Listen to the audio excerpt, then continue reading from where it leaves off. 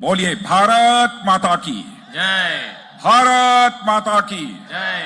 Battery well வீரவேல் battery well வீரவேல் battery well வீரவேல் बैटरी वेल வீரவேல் बैटरी बैटरी வீரவேல் बैटरी बैटरी வீர வீர. Thank you very much. My dear friends, I bow to 75 million people of the Tamil Nadu, which includes 13 million young people of the state. It is my pleasure to be in the city of Salem, which is known for its entrepreneurial spirit, rich culture, and a great heritage. 7.5 கோடி தமிழ் மக்கள், அதிலே 1,30,00,000 இளைஞர்களை கொண்ட இந்த மாநில மக்களுக்கு நான் என்னுடைய வணக்கங்களை தெரிவித்துக் கொள்கிறேன். அதிலும் சேலத்தைச் சேர்ந்த இங்கு தொழில் முனைஞர்களும் மிக வளமையான கலாச்சாரம், பண்பாடு, தொன்மை கொண்ட மக்களுக்கு மத்தியிலே இருப்பதிலே நான் பெருமகிழ்ச்சி அடைகிறேன். As the defense minister of this country, I am proud to be in the land of great warriors like Raja Raja Chola and Rajendra Chola, who were known for making exemplary contribution in strengthening India's military and naval capabilities. இந்த நாட்டினுடைய பாதுகாப்பு அமைச்சர் என்கின்ற முறையிலே மிக பெரிய போராளிகளை கொண்ட ராஜராஜ சோழன், ராஜேந்திர சோழன் போன்று முன்னுதாரணமாக இராணுவம் மற்றும் கப்பற்படைக்கு சக்திகளை பெருக்கிய முன்னுதாரணமாக கொண்ட மக்களுக்கு வணக்கத்தை தெரிவித்துக் கொள்கிறேன். My friends, I am always fascinated by Tamil Nadu because it is the birthplace of Tamil language, which is one of the oldest and the most beautiful language in the world. Tamil language is not only beautiful and ancient, but amma of all the Indian languages. மிகவும் புராதனமான தமிழ் முனிவர்கள் பிறந்த இந்த மண்ணிலே, அதுவும் மிகவும் பழமையான மொழியாக, அனைத்து மொழிகளுக்கும் தாயாக இருக்கின்ற தமிழ் மொழியை கொண்ட இந்த மண்ணை நான் மிகவும் நேசிக்கிறேன். It is wonderful feeling to be in this culturally rich and divine land of the Tamil Nadu, the land of Siddhars, Alvars, and the Nyalmars. And Tamil Nadu is also the place where the great saint of India, Mahatma Thiruvalluvar, was born, who gave us knowledge in the form of the Thirukural. இந்த மகத்தான நாட்டிலே கலாச்சார ரீதியாக தெய்வீக தமிழ் மண்ணிலே சித்தர்களும் ஆழ்வார்களும் நாயன்மார்களும் கொண்ட இந்த தமிழ்நாட்டில், தமிழ்நாடு அது மாத்திரமல்ல, மகாத்மா திருவள்ளுவர் பிறந்து அதன் மூலமாக நமக்கு மிகப்பெரிய ஞானத்தை திருக்குறள் மூலமாக தந்திருக்கிறார். My friends, Thirukural acts as a guiding light for all of us. Even the decisions taken by the NDA government under the Prime Minister of Sri Narendra Modi have been inspired by the ideas professed in Thirukural. திருக்குறளானது நம் அனைவருக்கும் வழிகாட்டு ஒளியாக திகழ்ந்து கொண்டிருக்கிறது. மாண்புமிகு பாரத பிரதமர் நரேந்திர மோடி அவர்களுடைய தேசிய ஜனநாயக கூட்டணி அரசாங்கத்தின் திட்டங்கள் கூட திருக்குறள் மூலமாக எழுச்சி பெற்று செயலாக்கப்பட்டு வருகிறது. The government is also making all efforts to ensure that Thirukural's knowledge is made available to the people across India and the globe. அதே போல அரசாங்கமானது திருக்குறளில் இருக்கின்ற அறிவுபூர்வமான விஷயங்கள் இந்தியா முழுவதும், ஏன் உலகம் முழுவதும் இதை நாம் உறுதிப்படுத்த வேண்டும் என்று நடவடிக்கைகள் எடுத்து வருகிறோம்.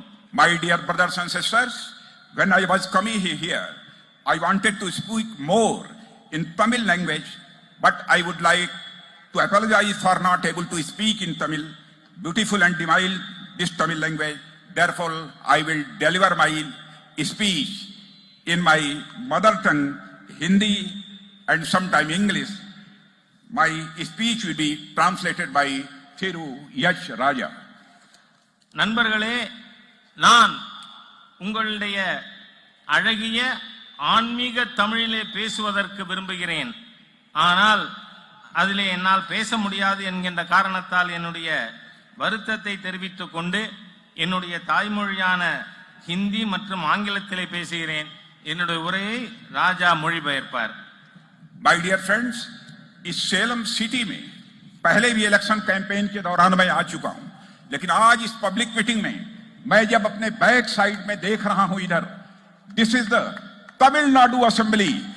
We have to promise that the BJP AIDMK alliance will enter in this assembly with 2/3 majority in this assembly election. நண்பர்களே, நான் ஏற்கனவே தேர்தல் பிரச்சாரத்திற்காக சேலத்திற்கு வந்திருக்கிறேன். ஆனால் இந்த முறை இங்கே மேடையிலே பின்பக்கம் பார்க்கிறோமே, தமிழக சட்டமன்றமானது இந்த தேர்தல்கள் மூலமாக பாரதிய ஜனதா கட்சி அஇஅதிமுக கூட்டணி 3/2 பங்கு பெரும்பான்மையோடு இந்த சட்டமன்றத்தில் நுழைய வேண்டும் என நான் விருப்பப்படுகிறேன். My brothers and sisters, Salem की कई चीजें बहुत ही फेमस हैं. यहाँ की स्टील प्लांट, यहाँ का मालगोवा मैंगो, सेलम सागो दूर दूर तक जाता है. अब तो सेलम में एक और चीज चलने लगी है, मोदी इडली, जो नरेंद्र भाई मोदी के नाम पर मोदी इडली चलती है. और मुझे यह बतलाया गया है कि यहाँ के लोग मोदी इडली बहुत ही पसंद करते हैं. சேலம் பல விஷயங்களுக்கு ஃபேமஸா இருக்கு. சேலம் ஸ்டீல் பிளான்ட், இங்க இருக்கிற நம்ம மல்கோவா மாம்பழம், அதே போல சேலத்தில் விளைகின்ற மரவள்ளி கிழங்கு, இவையெல்லாம் மிகவும் பிரபலமானது. ஆனால் நான் கேள்விப்படுகிறேன், சமீப காலமாக இங்கு மோடி இட்லி மிகவும் பிரபலமாக வந்து கொண்டிருக்கிறது. பல மக்கள் அதை விரும்பி சாப்பிடுகிறார்கள். Do you people also like Modi idli? நீங்களும் மோடி இட்லி விரும்புகிறீர்களா? If you like, then you clap with both hands. நீங்கள் விரும்பினால் இரண்டு கைகளாலும் கைதட்டுங்கள். My dear friends, Narendra Modi ji ने जो गुड गवर्नेंस दिया है इस कंट्री को, मैं कह सकता हूं वह अपने आप में इंडिपेंडेंट इंडिया में अनपैरेलल है.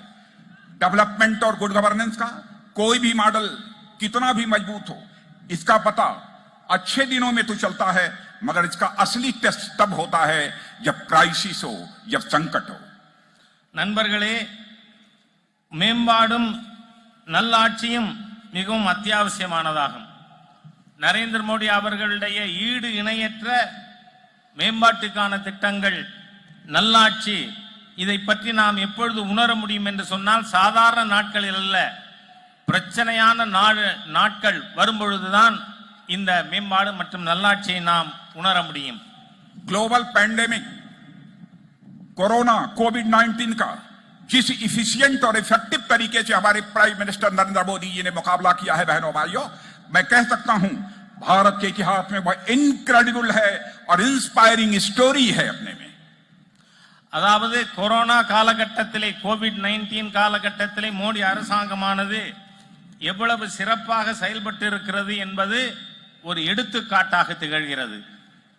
हमने केवल इस कोविड पैंडेमिक पर ही काबू पाने में सफलता प्राप्त नहीं की है, बल्कि इसके इलाज के लिए मेक इन इंडिया वैक्सीन बनाने में भी हमारे देश के साइंटिस्ट ने कामयाबी हासिल की है. और यह वैक्सीन का उपयोग हम केवल अपने देशवासियों के लिए नहीं कर रहे हैं, बल्कि देश के दूसरे देशों में रहने वाले लोगों को भी यह वैक्सीन हम देने का काम कर रहे हैं, उनकी मदद कर रहे हैं. நாம் ஏதோ இந்த கொரோனாவுக்கு எதிராக மாத்திரம் போரிட்டு வரவில்லை. இந்த கொரோனாவுக்கு தடுப்பூசி கண்டுபிடிப்பதிலும் நாம் வெற்றி பெற்றிருக்கிறோம். அந்த தடுப்பூசி கூட வெறும் பாரத நாட்டு மக்களுக்காக அல்ல, மற்ற நம்முடைய நட்பு நாடுகளுக்காகவும் அந்த தடுப்பூசியை நாம் கொடுத்து வருகிறோம். और इस मोदी जी के इस डिसीजन की सारी दुनिया में सराहना हो रही है, क्योंकि बहनों भाइयों, आप जानते हैं हम लोग वसुधैव कुटुंबकम, the whole world is a family, इस कंसेप्ट में विश्वास करने वाले लोग हैं. इसलिए यदि हम अपना इलाज करते हैं, अपने देशवासियों का इलाज करते हैं, तो दुनिया के दूसरे देशों में रहने वालों का इलाज करने में भी हम पीछे नहीं रहते. वैसे ही अपने परिवार का सदस्य मानकर उनका भी इलाज करते हैं. நாம் இந்த கொரோனாவுக்கான தடுப்பூசி கண்டுபிடிப்பது, அது உபயோகப்படுத்துவதில்லை. நம் நாட்டினுடைய சித்தாந்தம் வசுதைவ குடும்பகம், அதாவது உலகமே ஒரு குடும்பம் என்று எண்ணுகின்ற காரணத்தினாலே இதை பாரத நாட்டிற்காக மாத்திரம் நாம் பயன்படுத்தவில்லை, உலகத்தில் இருக்கின்ற பிற நாடுகளுக்காகவும் இதை நான் பயன்படுத்த தருகிறோம். इकोनॉमी कोविड पैंडेमिक के दौरान पूरी तरह से जाम हो गई थी, लेकिन इस इकोनॉमी को गति देने का काम यदि किसी ने किया है तो हमारे प्रधानमंत्री ने दिया है. और कोई गरीब भूखा न सोए, इसलिए 1.70 लाख करोड़ की लागत से प्रधानमंत्री गरीब कल्याण योजना भी चलाकर मोर देन 80 करोड़ लोगों की हेल्प करने का काम यदि किसी ने किया है तो हमारे प्राइम मिनिस्टर नरेंद्र मोदी ने किया है। இந்த கொரோனா நோயினால் நம்முடைய சுகாதாரம் கெட்டது மாத்திரமல்ல, இந்த நாட்டினுடைய பொருளாதாரமும் பாதிக்கப்பட்டிருக்கிறது. ஆனால் மாண்புமிகு பாரத பிரதமர் மோடி அவர்களுடைய ஆட்சி இந்த நாட்டில் ஒருவர் கூட இரவு வெறும் வயிற்றோடு தூங்கக்கூடாது என்கின்ற காரணத்தினாலே 1,70,000 கோடி ரூபாய் ஏழை மக்களுக்கான நல திட்டத்திற்காக 80 கோடி மக்களுக்கு நிவாரணம் கொடுக்கின்ற பணியிலே மிகச் சிறப்பாக மோடி அவர்கள் அரசாங்கம் செயல்பட்டு இருக்கிறது. इस कोविड पैंडेमिक के कारण भारत की इकोनॉमी पर भी एडवर्स इंपैक्ट हुआ था बहनों भाइयों, लेकिन हमारे गवर्नमेंट ने, हमारे प्राइम मिनिस्टर ने ऐसे हालात पैदा कर दिए। अब इंटरनेशनल मॉनेटरी फंड ने भी कहा है कि अगले साल 2021-2022 में भारत की जीडीपी की ग्रोथ डबल डिजिट में होगी, यानी मोर देन 11.5% होगी। அதாவது நாம் இந்த நாட்டினுடைய பொருளாதாரத்தை வேகமாக செயல்படுத்துவதிலே மோடி அரசாங்கம் மிகப்பெரிய நடவடிக்கைகள் மேற்கொண்டிருக்கிறது. அதன் காரணமாக இன்டர்நேஷனல் மானிட்டரி ஃபண்ட் சர்வதேச நிதி நிறுவனம் வருகின்ற 2022-21-22 ஆண்டில் இந்த நாட்டினுடைய ஒட்டுமொத்த பொருளாதார வளர்ச்சி இரட்டை இலக்கத்தில் இருக்கும். அதாவது 11.5% வளர்ச்சியை இந்த நாடு காணும் என IMF கூறியிருக்கிறது.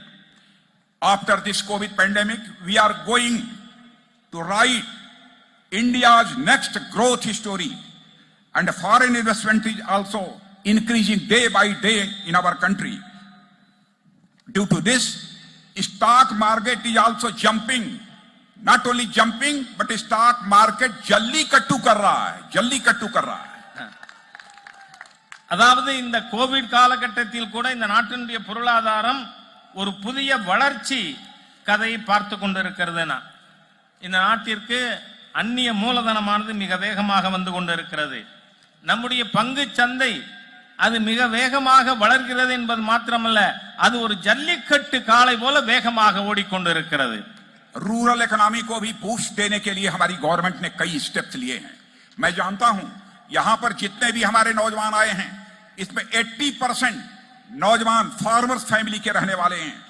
इसलिए फार्मर्स को ध्यान में रखते हुए बहनों भाइयों कई मेजर स्टेप्स हमारी गवर्नमेंट ने लिए हैं।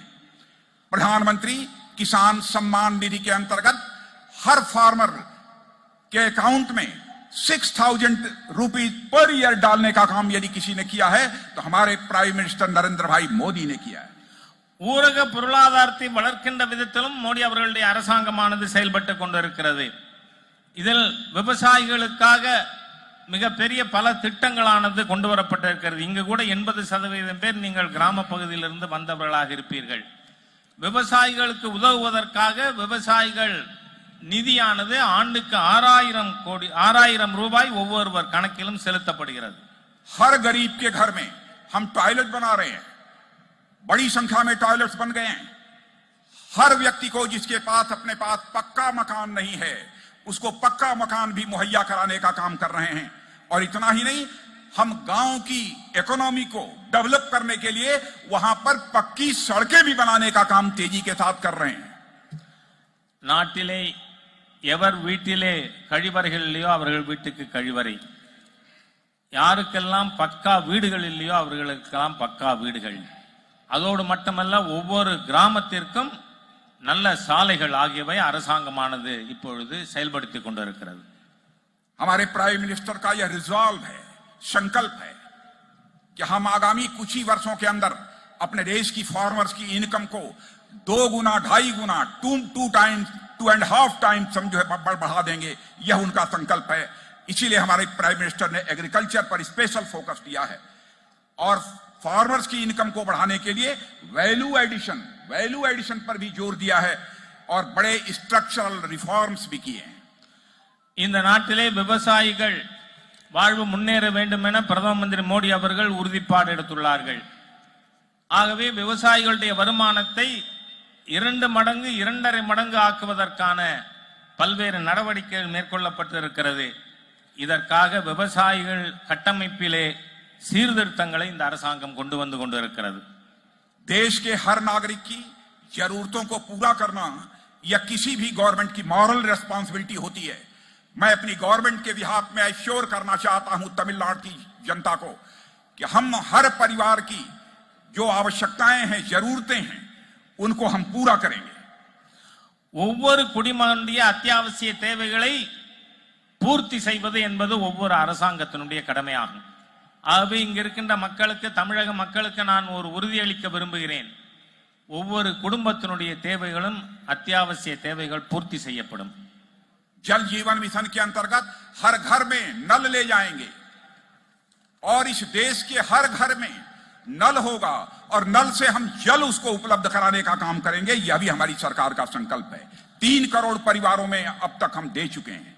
आगे यह काम 2 वर्षों के अंदर हम पूरा करेंगे।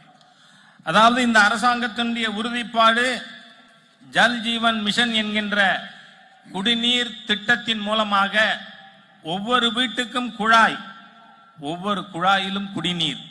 இந்த திட்டத்தின் மூலம் இதுவரை 3 கோடி குடும்பங்களுக்கு குடிநீர் இணைப்பு தரப்பட்டிருக்கிறது. விரைவிலேயே அனைவரது குடும்பத்திற்கும் குடிநீர் இணைப்பு கொடுக்கப்படும்.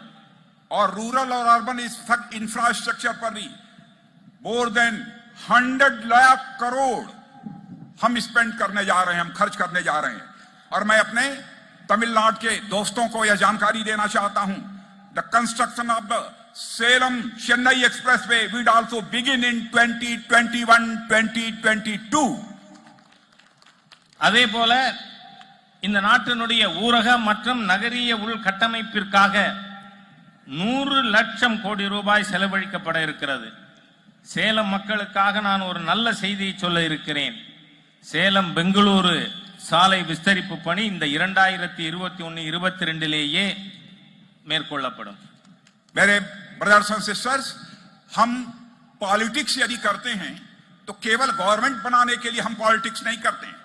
हम पॉलिटिक्स करते हैं तो इस कंट्री को बनाने के लिए, देश बनाने के लिए हम पॉलिटिक्स करते हैं। நண்பர்களே, நாம் அரசியல் நடத்துவது என்பது அதிகாரத்திற்கு வருவதற்காக, ஓட்டு வாங்குவதற்காக மாத்திரமல்ல. நாம் அரசியல் நடத்துவது என்பது இந்த நாட்டினை நிர்மாணிப்பதற்காக. आपको जानकारी होगी, डिफेंस मिनिस्टर होने के नाते आपको जानकारी देना चाहता हूं, हमारे प्राइम मिनिस्टर ने 2 स्टेट्स में डिफेंस कॉरिडोर खोलने का फैसला किया। तो उन 2 स्टेट्स में एक हमारा स्टेट उत्तर प्रदेश है और दूसरा कोई स्टेट यदि प्राइम मिनिस्टर ने चूज किया है तो दैट इज तमिलनाडु। मेरे बहनों भाइयों, இந்த நாட்டினுடைய பாதுகாப்பு அமைச்சர் என்கின்ற முறையிலே உங்களுக்கு ஒரு தகவல் தெரிவிக்க விரும்புகிறேன். 2 பாதுகாப்பு வழித்தடங்களானது இந்த நாட்டிற்கு கொடுக்கப்பட்டு இருக்கிறது, டிஃபென்ஸ் காரிடியர். அந்த 2ல ஒன்னு என்னுடைய மாநிலமான உத்தரப்பிரதேசத்தில் இருக்கிறது. மாண்புமிகு பாரத பிரதமர் மற்றொரு மாநிலத்தை தெரிவு செய்யும் பொழுது எதை தெரிவு செய்திருக்கிறார் தெரியுமா? தமிழகத்தை தெரிவு செய்திருக்கிறார்கள். और जो डिफेंस कॉरिडोर तमिलनाडु में बन रहा है उसका एक नोड सेलम में भी है। और मैं आपको जानकारी देना चाहता हूं, 8000 करोड़ का इन्वेस्टमेंट प्लान्ड है आपके तमिलनाडु डिफेंस कॉरिडोर में। और अब तक 21 प्राइवेट गवर्नमेंट कंपनी और 3 PSUs ने 1140 करोड़ रुपए का इन्वेस्टमेंट कर दिया है। அதாவது இந்த பாதுகாப்பு வழித்தடங்களுக்காக தெரிவு செய்யப்பட்டிருக்கின்ற நகரங்களிலே ஒன்றானது சேலம் மாநகரமாகும். இதுவரை இந்த டிஃபென்ஸ் காரிடியருக்கு 8000 கோடி ரூபாயிலே திட்டமிடப்பட்டு இதுவரை 21 தனியார் கம்பெனிகளும் 3 அரசு நிறுவனங்களும் 1140 கோடி ரூபாய் இதுவரை மூலதனம் செய்துள்ளது. हम अनएम्प्लॉयमेंट की प्रॉब्लम को रिजॉल्व करना चाहते हैं। देश के हर नौजवान को जो काम करना चाहता है उसके हाथों को हम काम देना चाहते हैं, हम उसको रोजगार देना चाहते हैं। इतना ही नहीं, हम अपने देश के नौजवानों को जॉब सीकर ही नहीं बनाना चाहते, अपने देश के नौजवानों को जॉब क्रिएटर बनाना चाहते हैं। இந்த நாட்டிலே இருக்கின்ற ஒவ்வொரு இளைஞர்களுக்கும் வேலை வாய்ப்பு கிடைக்க வேண்டியது அவசியம். ஆனால் நம் நாட்டில் இருக்கின்ற இளைஞர்களை வெறும் வேலை தேடுபவர்களாக இல்ல, வேலைகளை உருவாக்குபவர்களாக மாற்ற விரும்புகிறோம். मुद्रा योजना के माध्यम से मिनिमम रेट ऑफ इंटरेस्ट पर विदाउट कोलेटरल सिक्योरिटी देश के नौजवानों को हम लोन मुहैया करा रहे हैं। सबसे ज्यादा लोन यदि लेने का काम कहीं के नौजवानों ने किया है तो तमिलनाडु के नौजवानों ने किया है।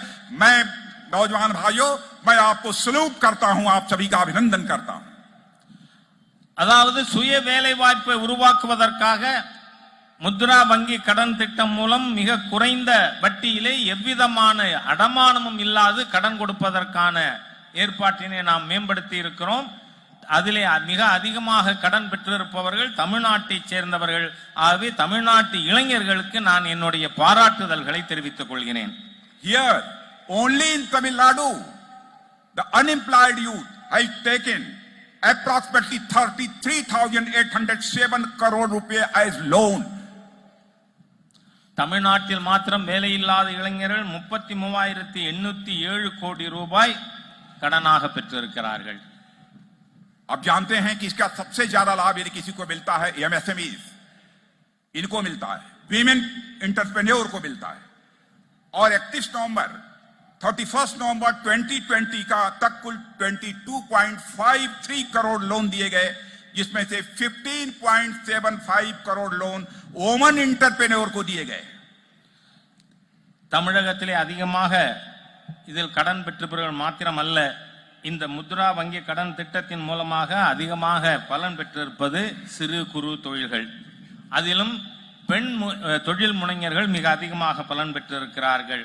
31 நவம்பர் 2020 வரை 22.53 கோடி ரூபாய் கடன் அளிக்கப்பட்டிருப்பதில் 15.75 கோடி ரூபாய் கடனானது பெண் தொழில் முனைஞர்களுக்கு கொடுக்கப்பட்டிருக்கிறது என்பதை நான் பெருமிதத்தோடு தெரிவித்துக் கொள்கிறேன்.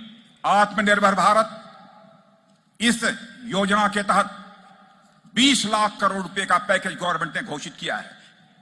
इसके पीछे पर्पज है इकोनॉमी को भी बूस्ट देना, लेकिन हम इस सच्चाई को जानते हैं इकोनॉमी को बूस्ट यदि मिलेगा तभी जबकि हमारे अनएम्प्लॉयड यूथ को जॉब मिलेगा। அதே போல சுயசார்பு இந்தியா திட்டத்தின் கீழ் 20 லட்சம் கோடி ரூபாய்க்கான பேக்கேஜ் கொடுக்கப்பட்டு இருக்கிறது. இந்த சுயசார்புள்ள இந்தியாவாக நாடு மாற வேண்டுமானால் ஏதோ ஏற்கனவே இருக்கின்ற தொழில் துறைகள் அல்ல, இளைஞர்களுக்கு நாம் வேலை வாய்ப்பு கொடுப்பதன் மூலமாகவே இதை நாம் அடைய முடியும். पहले राजीव गांधी जी कहा करते थे, former prime minister Rajiv Gandhi ji कहा करते थे कि 100 पैसा वहां से भेजते हैं लेकिन नीचे 13 पैसा पहुंचता है। जैसे लगता था प्रधानमंत्री लाचार हों, लेकिन हमारे प्राइम मिनिस्टर नरेंद्र मोदी ने इस चैलेंज को स्वीकार किया और आज यदि 100 पैसा हम दिल्ली से भेजते हैं तो आपके अकाउंट में 100 का 100 पैसा पहुंचता है। बहनों भाइयों, एक पैसा भी कम नहीं होता। முன்னாள் பிரதமர் ராஜீவ் காந்தி அவர்கள் சொன்னார், நான் டெல்லியிலிருந்து 100 பைசா அனுப்பினால் வெறும் 13 பைசா தான் மக்களுக்கு போய் சேர்கிறது. பிரதம மந்திரி பாருங்க எவ்வளவு இது பற்றி அக்கறை இல்லாம இருந்திருக்காரு. ஆனால் இன்னைக்கு நரேந்திர மோடி அவர்கள் ஆட்சியிலே டெல்லியிலிருந்து 100 பைசா அனுப்பினால் 100 பைசாவும் மக்களுடைய கணக்கிலே போய் சேர்கிறது. यह डिजिटाइजेशन का करिश्मा है, यह डिजिटल इंडिया का करिश्मा है कि करप्शन को भी हमने काफी हद तक मिनिमाइज किया है। आयुष्मान भारत योजना के अंतर्गत बहनों भाइयों 5 लाख रुपए तक मुफ्त इलाज बिना एक पैसे का हम सारे देश के लोगों को मुहैया कराएंगे और तेजी से इस दिशा में हम आगे बढ़ रहे हैं। प्रतिवर्ष 5 लाख रुपया मुफ्त में इलाज। அதே போல இன்றைக்கு இதெல்லாம் எப்படி சாத்தியமானது என்று சொன்னால் டிஜிட்டல் இந்தியாவின் காரணமாகத்தான் ஆயிருக்கிறது.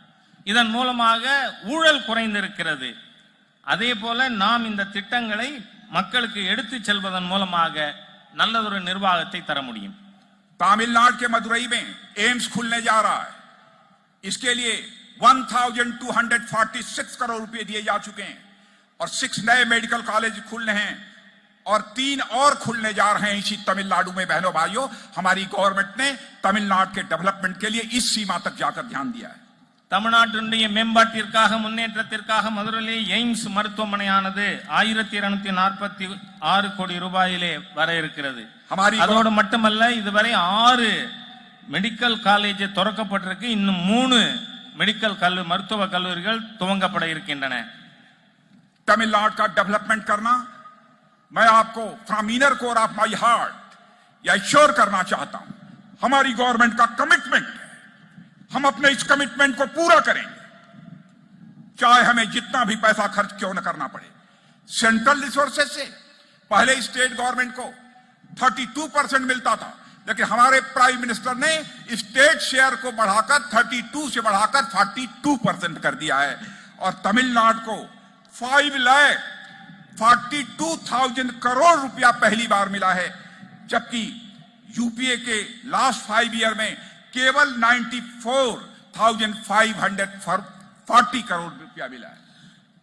முன்னேற்றம் என்று வரும்பொழுது தமிழ்நாட்டினுடைய things are clear, things are clear ना? Yes very clear. முன்னேற்றம் என்று வரும்பொழுது தமிழ்நாட்டை எல்லா விதத்திலும் முன்னேற்றுவதற்காக மத்திய அரசு உதவிகளை செய்து வரும்.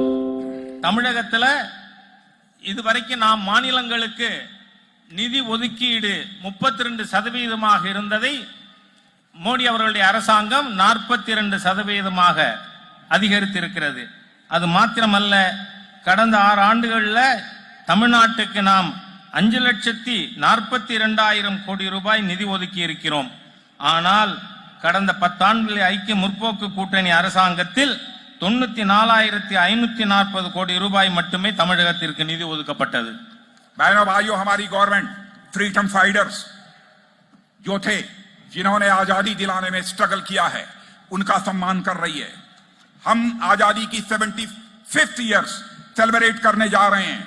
कई गवर्नमेंट ने कार्यक्रम तय किए हैं, डिटेल में नहीं जाना चाहूंगा, लेकिन चाहे चंद्रशेखर आजाद हो, सरदार भगत सिंह हो, चाहे खुदीराम बोस हो, चाहे सुब्रमण्यम स्वामी हो, और चाहे पसुमपोन मुथुराम लिंगा थेवर हो, उनके सैक्रिफाइसेस को भारत कभी भूल नहीं सकता है। நாம் இந்த நாட்டினுடைய 76வது சுதந்திர தினத்தை கொண்டாட இருக்கின்ற வேளையிலே இந்த நாட்டின் சுதந்திரத்திற்காக போராடியவர்களை நாம் பெரிய அளவிலே மதிக்கிறோம். அது குதிராம் போஸாக இருக்கலாம், இல்ல தமிழகத்தைச் சேர்ந்த சுப்பிரமணிய பாரதியாக இருக்கலாம், பசுமன் முத்துராமலிங்க தேவராக இருக்கலாம். அனைவரையும் நாம் மிக பெரிய அளவிலே மதிக்கிறோம்.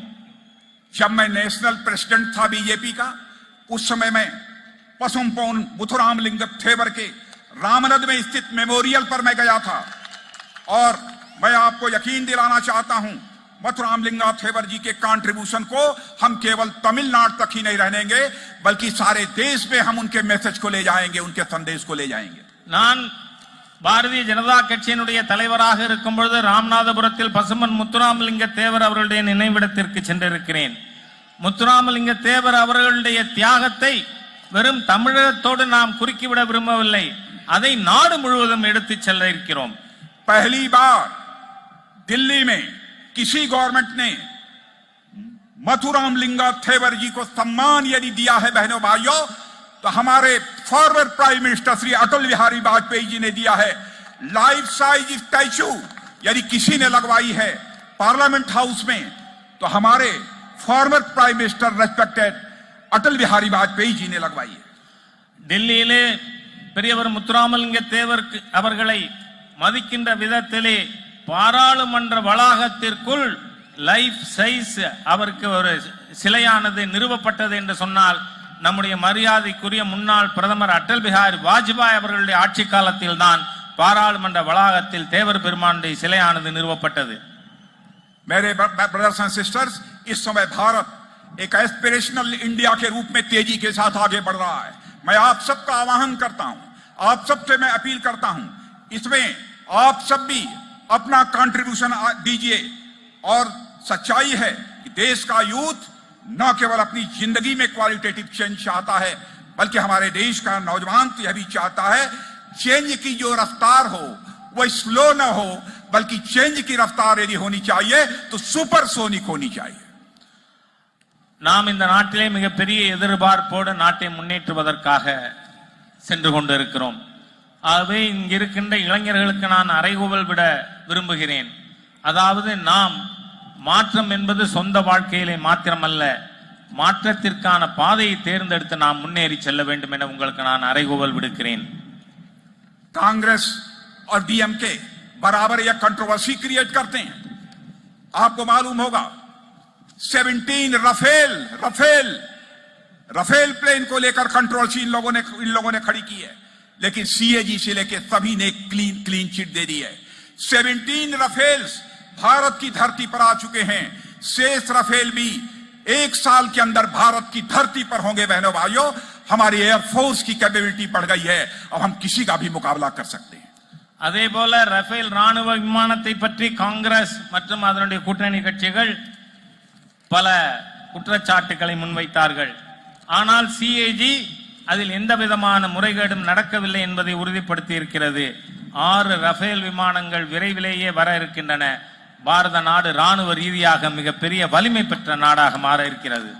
राफेल प्लेन को लेकर हमारे प्राइम मिनिस्टर को यह भी कह दिया चौकीदार चोर है, लेकिन सारी एजेंसी ने, कोर्ट ने, सभी ने यह क्लियर कर दिया बहनों भाइयों कि हमारा प्राइम मिनिस्टर जिसे यह कहते हैं चौकीदार चोर है, वो चोर नहीं बहनों भाइयों, वो प्योर है। इसको सिद्ध कर दिया। எதிர்க்கட்சிகள் ரஃபேல் விமான ஒப்பந்தத்தை எடுத்துக்கொண்டு காவலாளி திருடன், அதாவது சவுக்கிதார் சோர்கை என்று சொல்லி மாண்புமிகு பாரத பிரதமர் மீது கலங்கம் கற்பிக்க நினைத்தார்கள். ஆனால் தணிக்கையாளரும் சரி, நீதிமன்றமும் சரி, இதில் எந்த விதமான முறைகேடும் நடக்கவில்லை என்பதை கூறியதன் மூலம் காவலாளி திருடன் அல்ல, தூய்மையானவன் என்பது நிரூபிக்கப்பட்டிருக்கிறது. तमिलनाडु की धरती धन्य है। मैं आपको याद दिलाना चाहता हूं, डॉक्टर एपीजे अब्दुल कलाम जैसे साइंटिस्ट को आदरणीय अटल बिहारी वाजपेयी ने भारत का प्रेसिडेंट बनाया। क्या यह तमिलनाडु का सम्मान नहीं था? इतना ही नहीं, उन्हें फार्मर जब उन्होंने प्रेसिडेंट बनाया, बहुत सारे लोगों ने इधर उधर की बात की थी, और आपने देखा एक आदर्श प्रेसिडेंट के रूप में उन्होंने इस देश का नाम रोशन किया है। மாண்புமிகு பாரத பிரதமராக இருந்த வாஜ்பாய் அவர்கள் தமிழகத்தை சேர்ந்த, இதை தமிழ் மண்ணிலே சொல்ல விரும்புகிறேன், டாக்டர் ஏபிஜே அப்துல் கலாம் அவர்களை இந்த நாட்டினுடைய குடியரசுத் தலைவராக நியமித்தார்கள். அவர் ஒரு உதாரணமான குடியரசுத் தலைவராக திகழ்ந்தார். இது தமிழகத்தை பெருமைப்படுத்துகின்ற ஒரு செயல்பாடு இல்லையா? और आपको इस बात की जानकारी होगी, हमारे आदरणीय अटल बिहारी वाजपेयी का तमिलनाडु के साथ क्या रिश्ता था। बहनों भाइयों, तमिलनाडु के प्रति उनके दिल में कितना प्यार था। आपको जानकारी है कि 1974 में जब उस समय की कांग्रेस सरकार ने कच्चा थीबू आइलैंड श्रीलंका के लिए छोड़ दिया था, तो अटल जी ने देश के पहले नेता हैं जिन्होंने इस आइलैंड को सीड करने के निर्णय को कंडेम किया था। और इतना ही नहीं, उन्होंने सुप्रीम कोर्ट तक भी जाने की बात संसद में कही थी। அதாவது வாஜ்பாய் அவர்களுக்கு தமிழகத்தோடு எம்மாதிரியான உறவு இருந்தது என்பதை பற்றி உங்களுக்கு நான் குறிப்பிட விரும்புகிறேன். அன்றைய 1974 அன்றைய மத்திய அரசு கச்சத்தீவினை இலங்கைக்கு தாரை வார்த்து தந்த பொழுது அதை கண்டித்தது மாத்திரமல்ல, அதற்கு எதிராக உச்சநீதிமன்றத்திற்கும் வாஜ்பாய் அவர்கள் சென்றார்கள். बीजेपी इस बात को कभी भूल नहीं सकती है कि पहली बार सेंटर में जब अटल जी की गवर्नमेंट बनी थी, तो किसी ने होल हार्टेडली पहली बार सपोर्ट देने का काम किया था। इसी तमिलनाडु की डॉक्टर पुरुतची थलवी जया अम्मा ने ही अटल बिहारी वाजपेयी जी को अपना सपोर्ट दिया था। ஒரு விஷயத்தை தமிழகம் மறந்திருக்க முடியாது. முதலில் 1998 தேசிய ஜனநாயக கூட்டணி அமைத்த பொழுது பாரத தேசத்தில் முதலாக யார் அதற்கு ஆதரவு கொடுத்து அதில் இணைந்தார்கள் என்று சொன்னால் நம்முடைய தமிழகத்தைச் சேர்ந்த புரட்சி தலைவர் அம்மா அவர்கள்தான். मैं तमिलनाडु की जनता को विश्वास दिलाना चाहता हूं ऑन बिहाफ ऑफ बीजेपी। मेरे बहनों भाइयों, यहां पर यदि एआईएडीएमके और बीजेपी अलायंस के आप गवर्नमेंट यदि बनाते हैं, तो हमारी सरकार उनके और एमजीआर के, माने अम्मा और एमजीआर के जो भी आइडियल्स और आइडियाज हैं, उन पर कदम रखते हुए ही काम करेगी और आगे बढ़ेगी। நான் தமிழக மக்கள் அனைவருக்கும் ஒரு நம்பிக்கை ஊட்ட விரும்புகிறேன். பாரத தேசத்தை தலைமையேற்று நடத்தி கொண்டிருக்கின்ற நாம் தமிழகத்திலே மரியாதைக்குரிய எம்ஜிஆர் அவர்கள் மற்றும் அம்மா அவர்களுடைய செயல் திட்டங்களை ஏற்று இங்கு செயல்படுத்தி கொண்டிருப்போம். अटल जी की तरह हमारे प्रधानमंत्री मोदी जी का भी तमिलनाडु के साथ एक पर्सनल रिलेशनशिप है। इसकी झलक उनके काम में दिखती है। श्रीलंका में तमिल रिफ्यूजी के एम्पावरमेंट के लिए उन्होंने लगातार कोशिश की है। मेरे बहनों भाइयों, எப்படி அட்டல்ஜி அவர்களுக்கு தமிழகத்தின் மீது, தமிழ் மக்கள் மீது ஒரு அலாதியான பிரியம் உண்டோ, அதுபோல மாண்புமிகு பிரதமர் மோடி அவர்களுக்கும் உண்டு. ஆகவேதான் இலங்கை அகதிகள் விஷயத்திலே நாம் மிக நல்ல நடவடிக்கைகளை எடுத்து வருகிறோம். 2014 में जब नरेंद्र भाई मोदी भारत के प्रधानमंत्री बने तो ज्यादा समय नहीं लगाया, 2015 में ही वह श्रीलंका गए और जाफना एरिया में भी गए। उसके पहले जाफना कोई प्राइम मिनिस्टर नहीं गया था, वहां का दौरा किया है। वह भारत के पहले प्रधानमंत्री थे। करीब 27,000 तमिल ब्रदर्स और सिस्टर को न्यू हाउसेस श्रीलंका में देने का काम यदि किसी ने किया तो हमारे प्राइम मिनिस्टर नरेंद्र भाई मोदी ने किया है। 2014 பிரதமராக பதவியேற்ற பிறகு மிக குறைந்த காலகட்டத்திற்குள்ளாக 2015 இலங்கையிலே ஜாஃப்னாவிற்கு மாண்புமிகு பிரதமர் மோடி அவர்கள் சென்றார்கள். சரித்திரத்திலேயே ஜாஃப்னாவிற்கு சென்ற முதல் பிரதமர் என்கின்ற பெயர் மோடி அவர்களுக்கு ஏற்பட்டது. அங்கு நம்முடைய தமிழ் சகோதர சகோதரிகளுக்கு 27,000 புதிய வீடுகளை அவர் கையளித்தார்கள். Our government under the leadership of Prime Minister Shri Narendra Modi is committed to ensuring that Tamil refugees in Sri Lanka live with peace, equality and dignity. அதே போல மத்தியிலே இருக்கின்ற மோடி அவர்களுடைய அரசாங்கம் இலங்கையிலே தமிழ் மக்கள் சுதந்திரமாகவும் பாதுகாப்போடும் மரியாதையுடனும் வாழ்வதற்கான நடவடிக்கைகளை மேற்கொள்கிறது. श्रीलंका में रहने वाले जो हमारे फिशरमैन हैं जो वहां गिरफ्तार किए जाते हैं उनकी भी हमारी गवर्नमेंट ने चिंता की है। और जहां तक मेरी इंफॉर्मेशन है 1600 से अधिक इंडियन फिशरमैन श्रीलंका सरकार की कस्टडी से रिलीज यदि किसी ने कराया है तो हमारे प्राइम मिनिस्टर नरेंद्र भाई मोदी ने कराया है। और इनमें से बड़ा नंबर यदि कहीं का है तो वह तमिलनाडु का है। 300 से अधिक फिशरमैन बोट्स भी छुड़ाने का काम हमारे प्राइम मिनिस्टर ने किया है। அதே போல இலங்கையிலே அவ்வப்பொழுது கைது செய்யப்படுகின்ற அனைத்து மீனவர்களையும் விடுதலை செய்வதிலே நரேந்திர மோடி அவர்களுடைய அரசாங்கம் மிகவும் கண்ணும் கருத்துமாக இருந்து வருகிறது. இதுவரை 1600 நம் தமிழ் மீனவர்கள் இலங்கையிலே கைது செய்யப்பட்டவர்கள் விடுதலை செய்யப்பட்டு இருக்கிறார்கள்.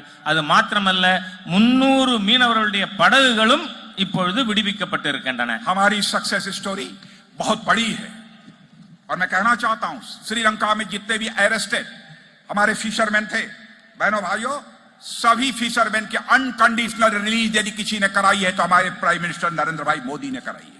நம்முடைய வெற்றியின் கதை நீளமானது தொடர்கிறது.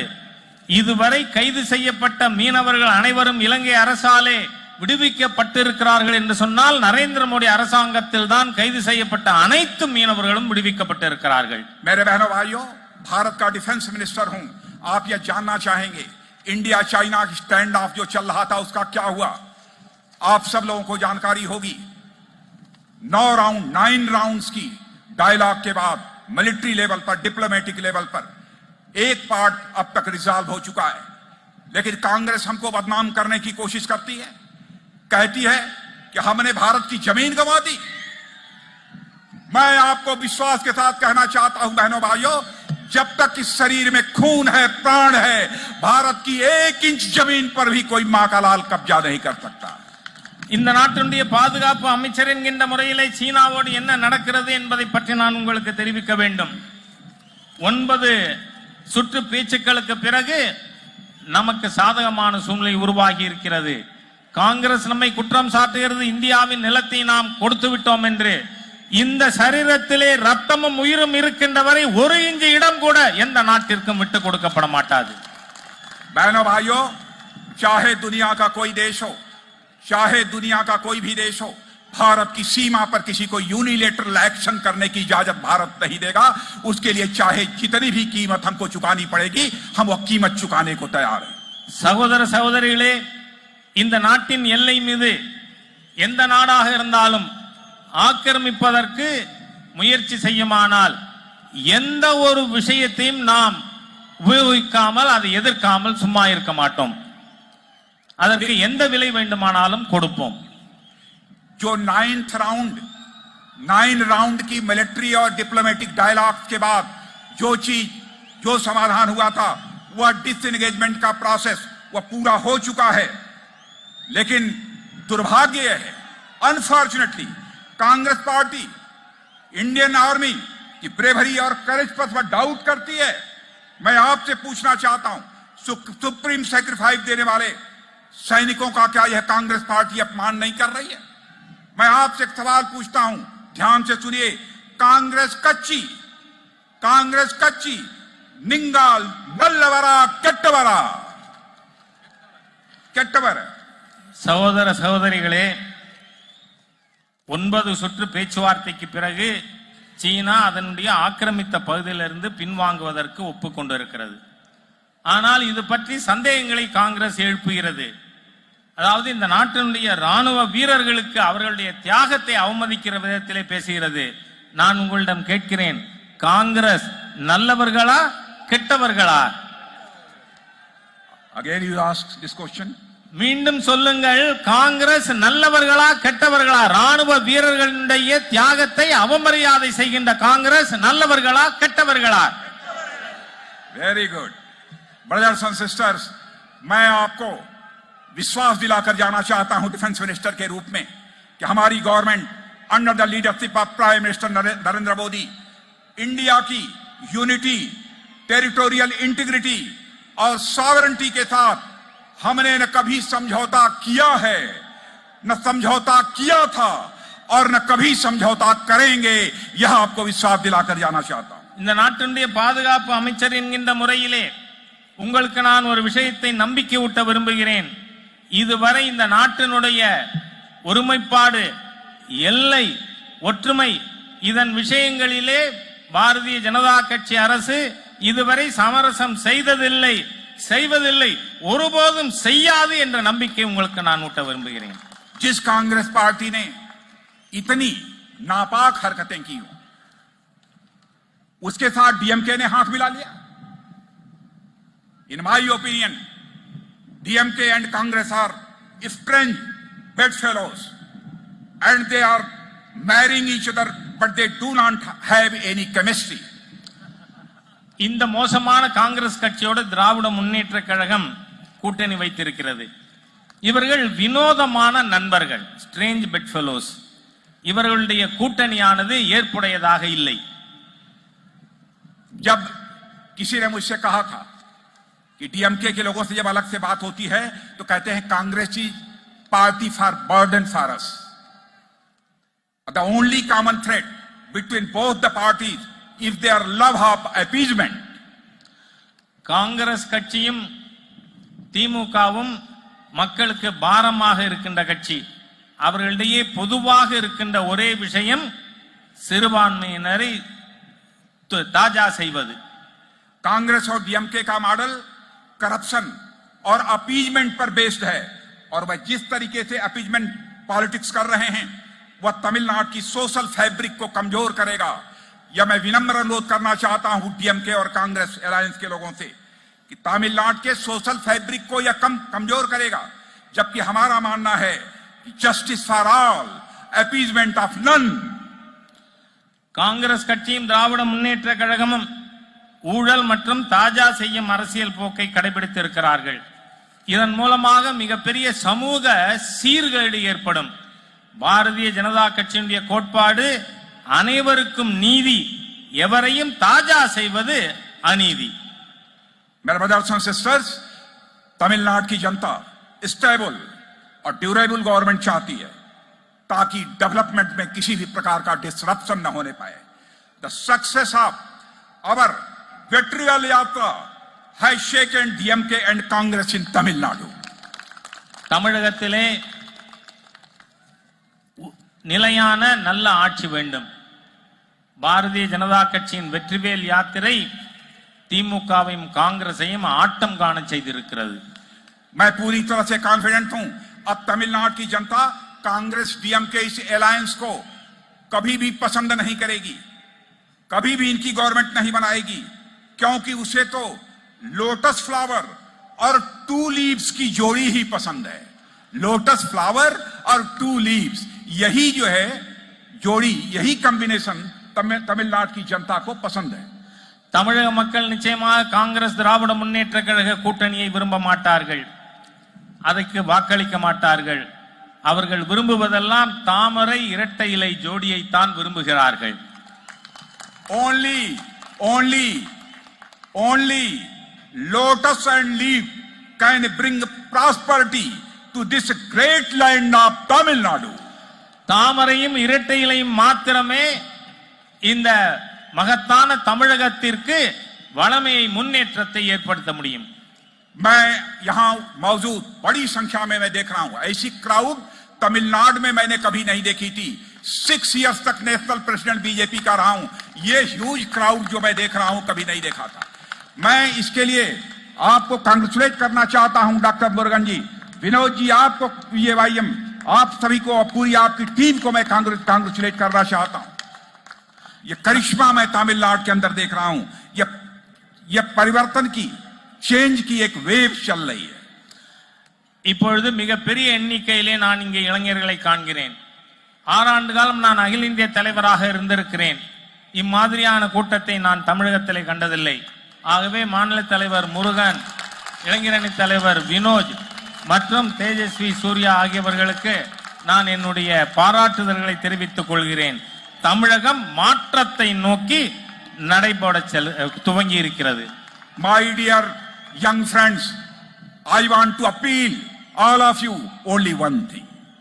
Please go to booth तक जाओ और बीजेपी डीएमके का संदेश पहुंचाओ और इस तमिलनाडु असेंबली में 2/3 क्लियर मेजॉरिटी के साथ बीजेपी डीएमके को पहुंचने से दुनिया की कोई ताकत रोक नहीं सकती है। இளைஞர்களே, இளம் நண்பர்களே, உங்களுக்கு ஒரே ஒரு வேண்டுகோள் வைக்கிறேன். நான் பூத்திற்கு செல்லுங்கள்.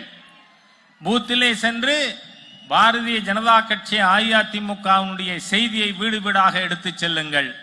இந்த சட்டமன்ற வளாகத்திலே 2/3 பங்கு பெரும்பான்மையோடு எம்எல்ஏக்களை வெற்றி பெற செய்யுங்கள் என்று நான் வேண்டுகோள் வைக்கிறேன். When people see youth at the booth level, they are inspired. इसलिए मैं आपसे कहना चाहता हूं, आप तमिलनाडु के एक वोटर को इंस्पायर करने की आपके अंदर कैपेबिलिटी है। I know very well.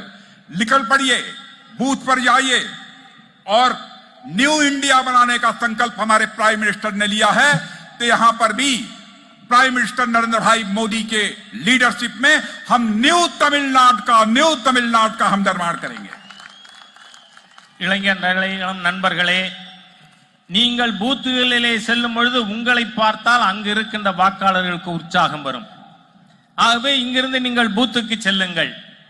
அங்கு புதிய இந்தியாவினுடைய பிரதம மந்திரியுடைய செய்தியை எடுத்துக்கொண்டு போய் புதிய தமிழ்நாட்டை உருவாக்குவதற்கான பணியிலே நீங்கள் ஈடுபட வேண்டும் என கேட்டுக்கொள்கிறேன். நன்றி. I am okay. ननरी, थैंक यू वेरी मच। बोलिए भारत माता की, भारत माता की जय। Thank you very much.